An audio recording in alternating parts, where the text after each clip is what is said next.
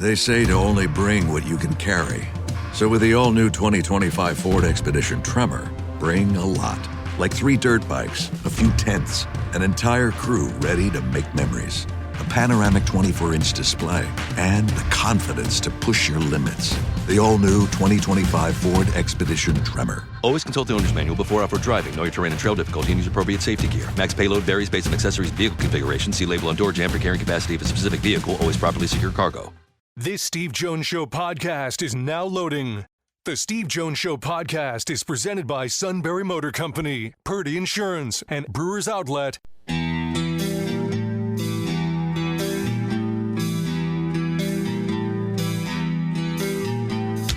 Bringing you an in-depth look at Penn State sports and more. This is the Steve Jones Show on News Radio 1070 WKOK.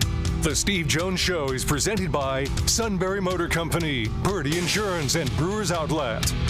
Now from the Sunbury Motor Studio, here's Steve Jones. Friends, here, routes 11 and 15, Hummels Wharf, and online at sunburymotors.com. 14 Hyundai, the best in new inventory, right? Pre-owned inventory with the Sunbury Motors guarantee.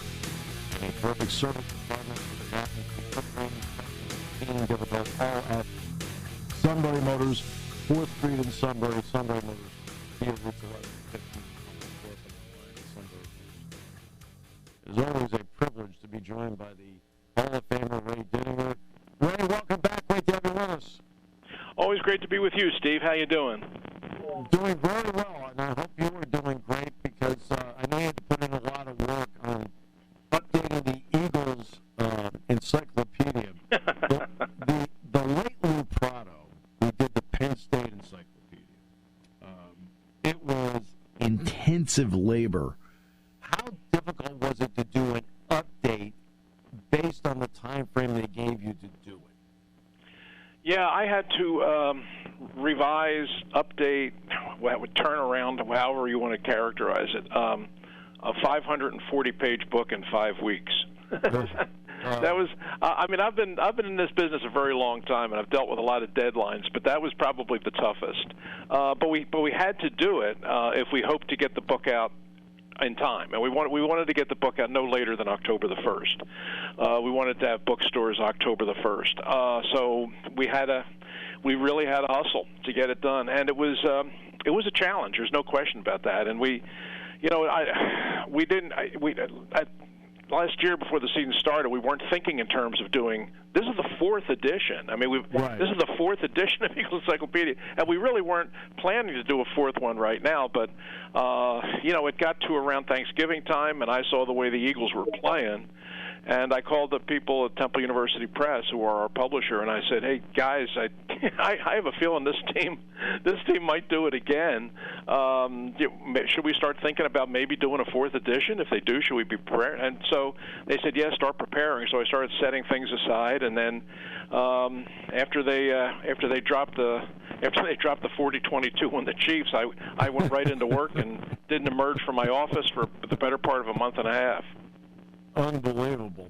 But there was so much to update and write about. This is scheduled to come out in mid-October, around the 17th, somewhere in that range. I think it makes, for an Eagles fan or a football fan, this is a great holiday gift right here. I believe you can start pre-ordering now on Amazon, correct? You can go on Amazon and pre-order it right now. And in fact, people are doing that. It's I haven't checked lately, but as of a week ago, it was the #1 new release sports book on Amazon, and it's not even out yet. So, that just gives you some idea of how excited the people here in the city are about the team, about what they accomplished last year, and frankly, their chances to accomplish it again. I mean, everybody knows what the Eagles Nation is like. Everybody understands. It's not unlike people out in Pittsburgh. I mean, they love their Steelers, and it's very real kind of cultish following. But it's pretty much the same in Philadelphia with the Eagles, and even more so now that Steve. I mean, last time you and I talked about this. I told you that this is the first time, at least in the modern history, in the Super Bowl history of the NFL, that you're going into a season where you can honestly say the Eagles are the best team. I mean, they've they've been to Super Bowls before, and they've been a good team, and they've been in the mix for many years.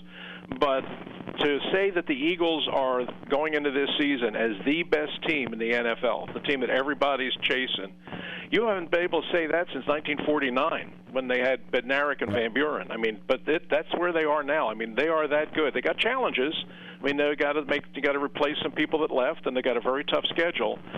But boy, I mean, you look at that team out on the practice field, and they're really good. I mean, they have a chance to go back to back. It's not going to be easy, but they got a chance. It took Vic Fangio maybe about a month last year to really get a feel for personnel, what they could, and more importantly, what they couldn't do. Right. What advantage is this for him and for them that they're now in a second year together?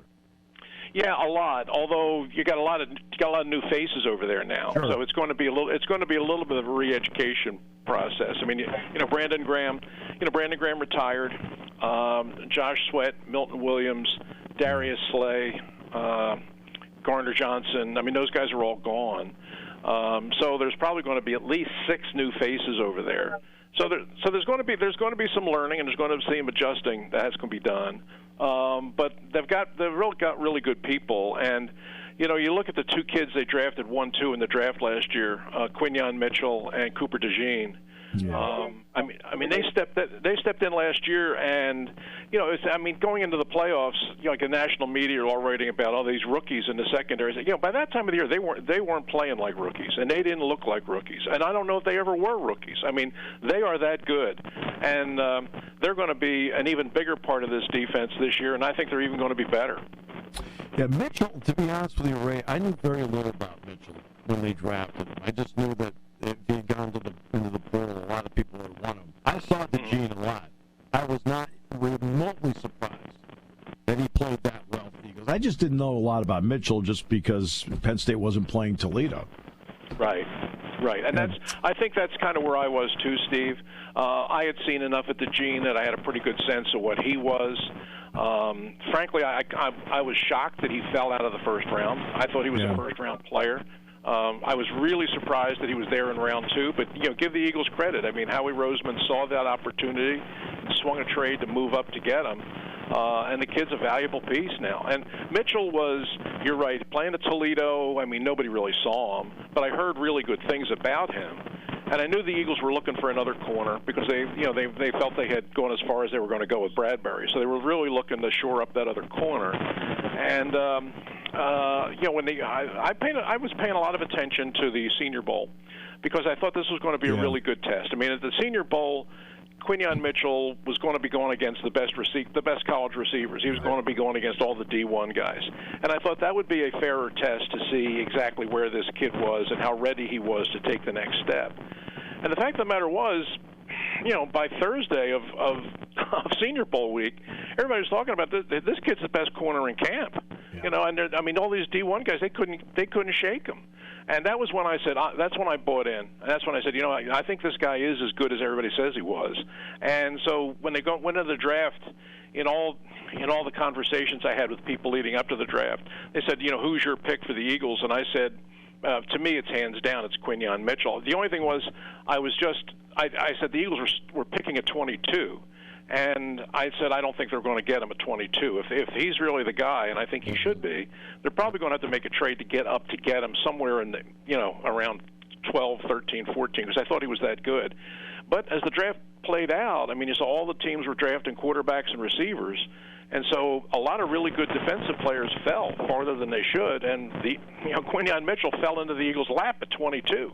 So you get him at 22, and then you make the trade to get DeJean early in the second round, and all of a sudden you got 2 pieces for your secondary that helped you right away and are probably going to help you for a long time. I always say that when you have championship teams, there are certain guys that have career years right when you need them. I always talk about that with bullpens. It's usually the middle relief guys that it's either the best year or the second best year of their career, and they end up being on the winning team. Right. I felt like Zach Bond had that kind of year for the Eagles last year. What does he need to do to follow it up? Because he was such an important piece last season.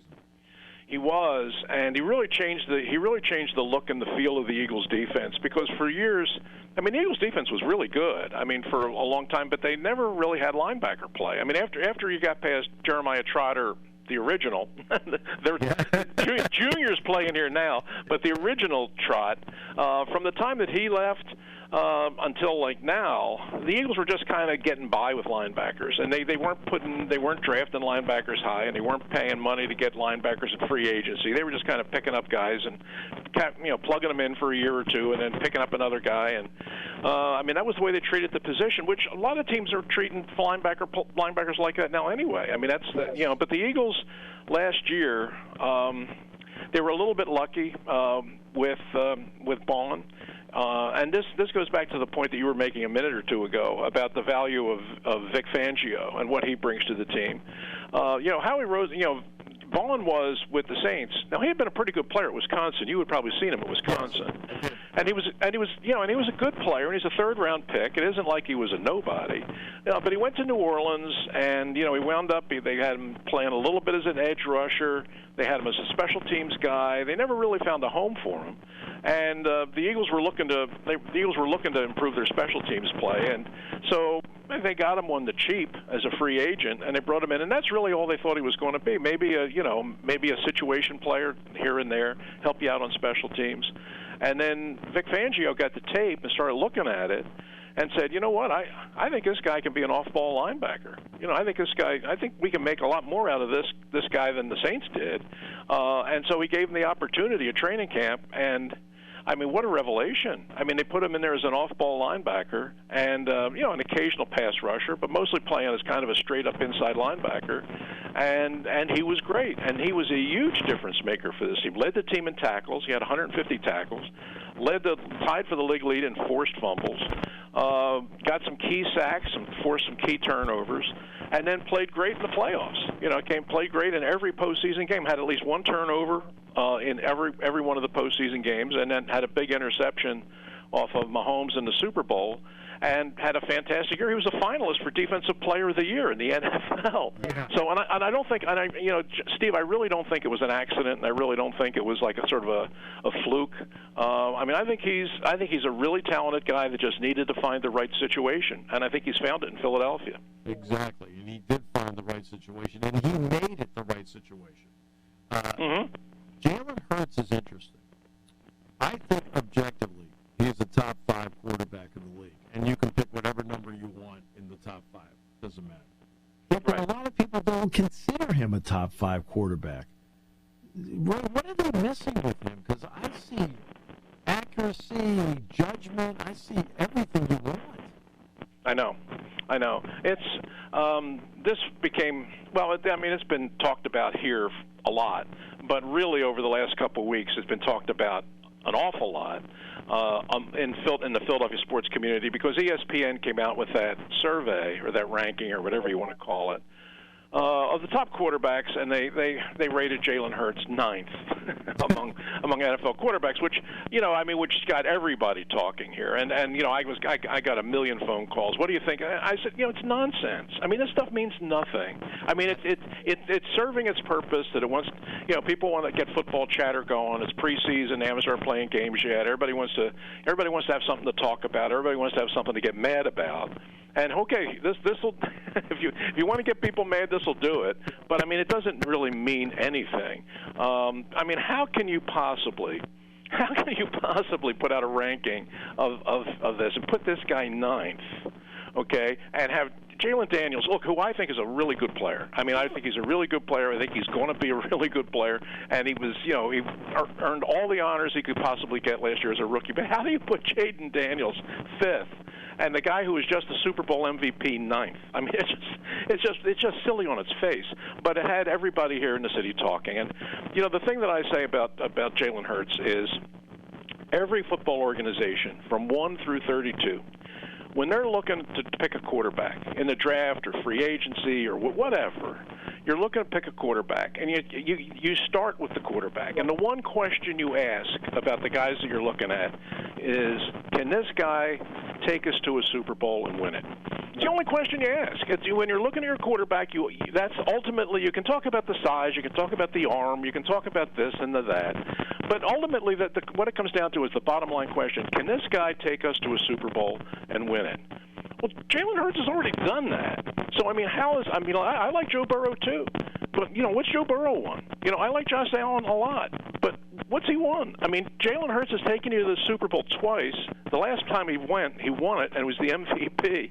How you put him ninth and all these other guys ahead of him, I just don't know. I don't take it too seriously. It doesn't get me upset.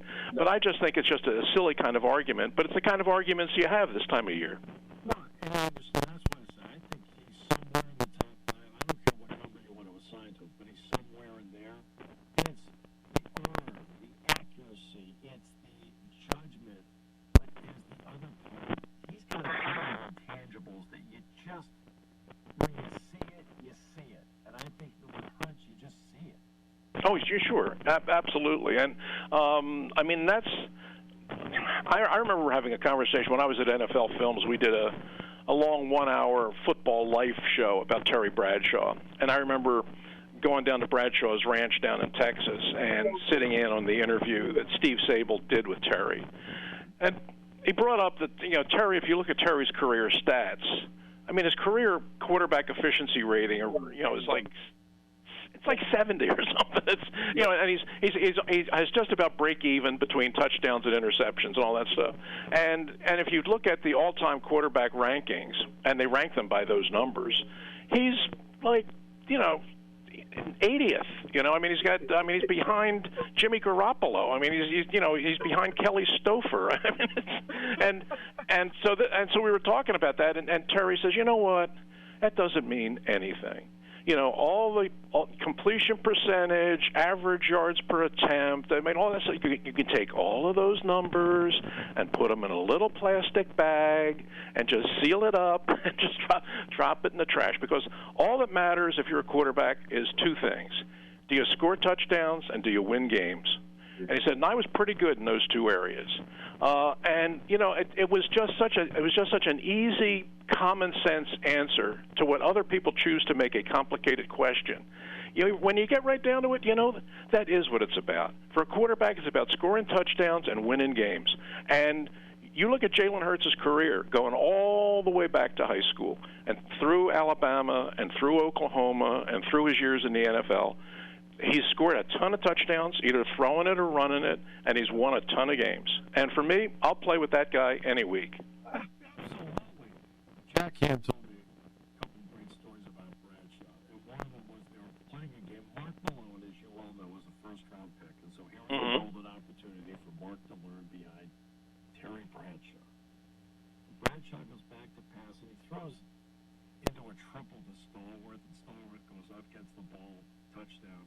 He goes running to the sideline, and Malone asked him, he says, Brad, he says, what did you see? What was the coverage? What made you pick out Stallworth in that coverage?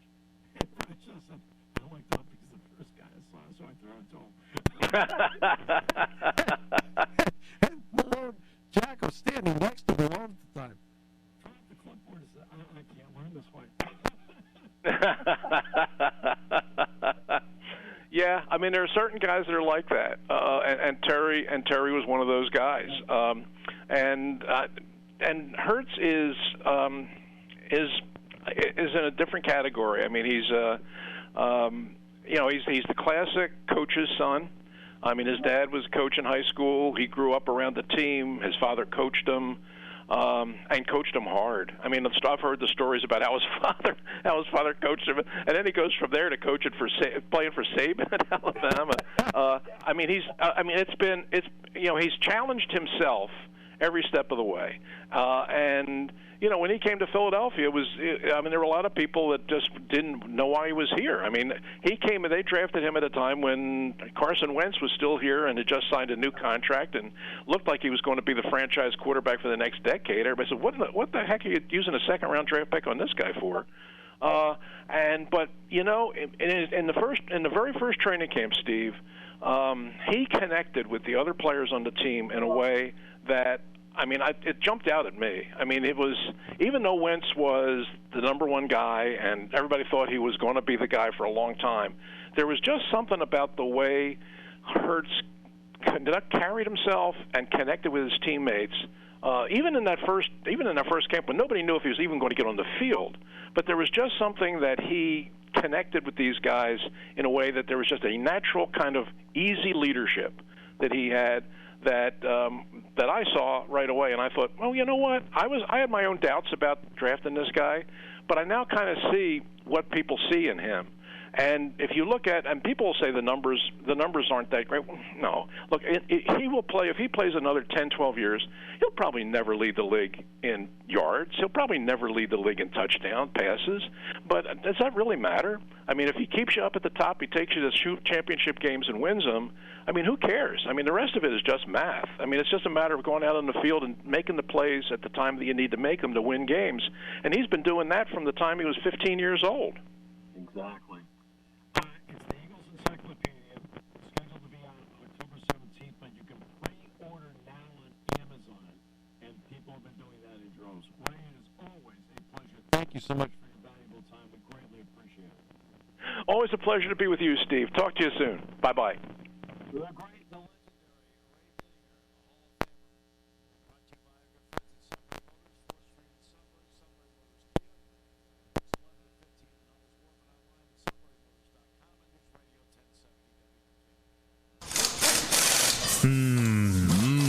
When car repairs get difficult, Well, I just don't know. Me neither. we get good. Sunbury Motors. More than quality new and used cars, Sunbury Motors specializes in complicated auto repair diagnosis. They can handle intricate repairs and even complete auto body with service open Monday through Friday, 7 till 4. And Sunbury Motors has made simple repairs easy. Maintaining your vehicle is necessary. Finding the time to do it is difficult. Welcome to Sunbury Motors Quick Lane. Just walk in or call ahead. Relax in their remodeled waiting room with Wi-Fi, beverages, and snacks. While Sunbury Motors factory-trained techs take care of your oil change, tire alignments, brakes, and inspections. Quick Lane, 6:30 to 6, Monday through Friday, Saturday, 6:30 till 2. Sunbury Motors, Ford and Hyundai, North 4th Street, Sunbury. And Sunbury Motors Kia, routes 11 and 15 in Hummel's Wharf. We take the out of auto repair. Hi, this is Season. For over 100 years, the Purdy Insurance Agency has been protecting families and businesses of the greater Susquehanna Valley and beyond. With the experience of our trained and knowledgeable staff, you can rest assured that your needs will be evaluated and met by some of the industry's best representatives. No matter what your insurance needs are, call Purdy Insurance today at 570-286-5855. Visit our website at purdyinsurance.com or check us out on Facebook to see what we can do for you.